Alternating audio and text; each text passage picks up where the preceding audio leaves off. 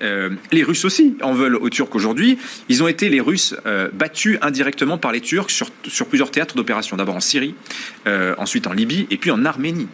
Je dis indirectement parce que ce n'est pas l'armée russe en direct, mais leurs alliés, les gens que les Russes soutiennent, battus par ce fameux drone dont on parle beaucoup ces derniers temps. Alors il y a deux types de drones, mais celui-là il s'appelle le Bayraktar TB2. Vous pouvez aller voir les vidéos, il y en a beaucoup qui tournent en ce moment.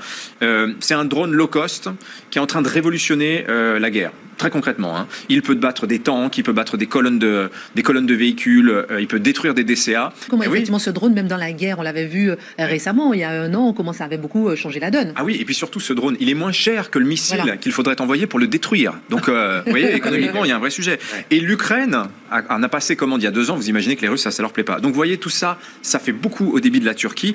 Mais c'est le tube du moment en Ukraine. Voilà, c'est étonnant de parler d'une chanson au milieu de la guerre. Elle fait, je le disais, l'apologie de ces drones qu'on voit à l'écran, Bayraktar.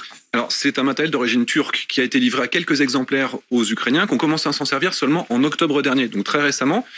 Mais sauf que cet matériel a une histoire. Les Turcs en ont fourni à leurs alliés en Azerbaïdjan, ils s'en sont servis en Libye et en Syrie. Ils avaient détruit du matériel russe, plutôt soviétique, et les Russes avaient dit « Vous inquiétez pas, nous on a tout modernisé, ça va être très simple, vos drones on va les casser en 3 minutes ». La réalité, c'est qu'on est à 1 mois de guerre, ils en ont cassé certainement quelques dizaines, peut-être 20 ou 30, mais ils ont des résultats qui sont étonnants.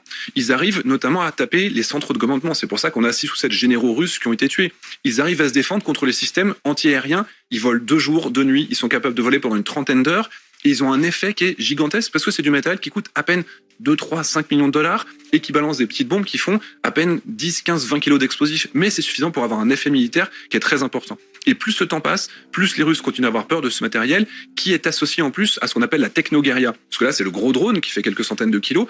Mais à côté de ça, on a quand même plein de petits drones qui permettent aux soldats sur le terrain d'avoir une visibilité sur ce qu'il y a devant eux. C'est pour ça qu'ils sont forts pour tendre des embuscades et qui peuvent contrer en fait cette domination en termes de matériel qu'ont les Russes.